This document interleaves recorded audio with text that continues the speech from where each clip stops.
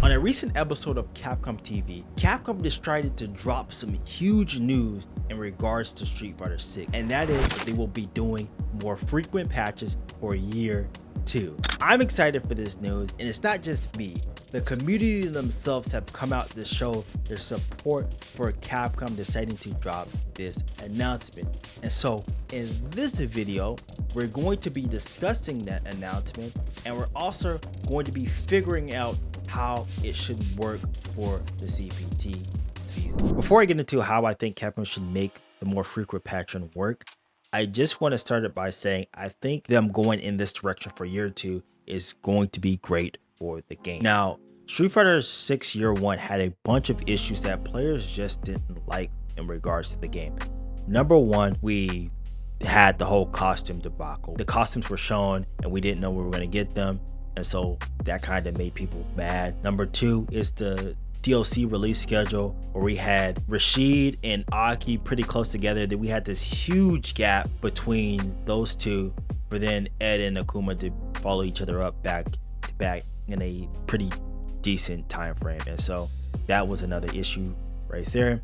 And then lastly, the issue of there only being one patch per year. The one patch a year was pretty mind-boggling, considering the fact that by time Evo ended, I think we had a pretty good understanding of the meta of the game, and we knew who was good and we knew what was bad. And so from there, it pretty much solidified which characters that most top players were going to play. And so that's why you saw throughout the season a lot of Lukes, Kens, and DJs being qualified for CPT, because we had essentially figured out what the game was going to be for the whole year. And it just wasn't a good look to have a huge portion of your cup be overran by like 3 characters. I think that's pretty bad, and a lot of players didn't like it either, and the spectators didn't like it because it was, oh, another Luke, oh, another Ken, oh, another DJ. And so this made the game feel stale, and it also made the game just not a joy to watch because we knew who we were going to see. And so for them to recognize that and say, you know what, we're going to fix that for this year and add more patches, I think is a kudos to Capcom for recognizing the issues with their game. Now,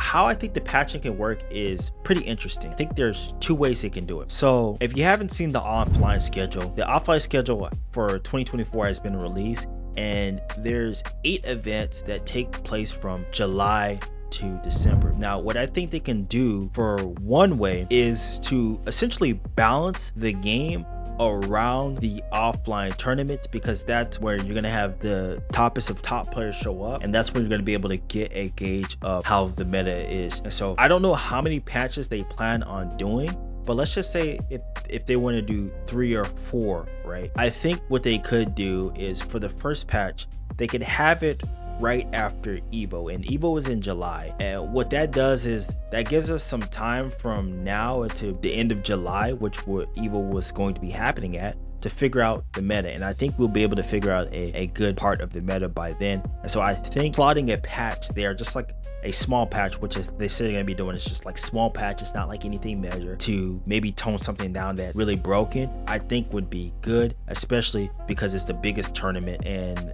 the world in regards to fighting games. And so you're going to be seeing what is strong and on full display. After Evo, I think a second patch could honestly come after UFE, which is going to be happening in September. And so that will give you like a 2-month span to see if there's anything else that might need to be adjusted, and then boom, you can slot that in before Singapore and ECT. I think that would be a good place to have the other patch. Now, a third patch I think would be good to have is right after the Japan major, because I think the Japan major is going to be happening after Blink, and so that would be a pretty good place to slide like another small patch. And then after King's World, which is the last event on the offline event, you can slide in another patch right before Capcom Cup, like maybe early January, and then we'll go in for the last 2 months into Capcom Cup, and that will be the game. And I think that is a good way to essentially balance the game without it having too much effect on the tournament play. Now, the second way I think they could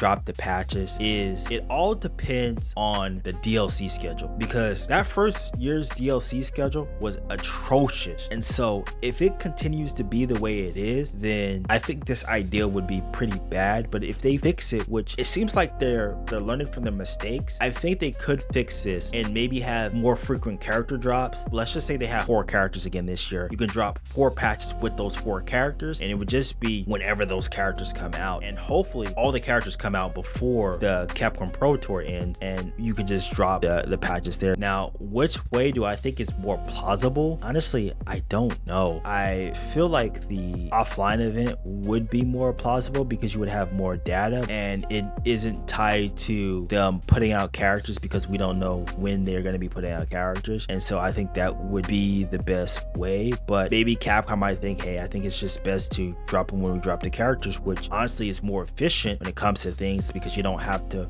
worry about taking time away from other things. You can just drop the patch whenever the character drops at the same time. And so I think that would be more efficient for them if they actually went that way. I'm excited for this news. I'm happy that Capcom is finally listening to us and actually doing what we want. Street Fighter 6 is just looking great, man, for this next coming year. We already got a little sneak peek about when it comes to DLC characters. They were talking about, hey, expect some unexpected characters too. And so with that news and this news, I'm excited about the future of the game, and hopefully it's going to generate more interest in the game and more eyes on the game. That's pretty much going to be it for me, guys, and my thoughts on this. Let me know your thoughts down below. Like, when do you think Capcom should patch? Are you excited about these news? I look forward to hearing your opinions down below. And so until then, guys, I will see you in another video. Peace.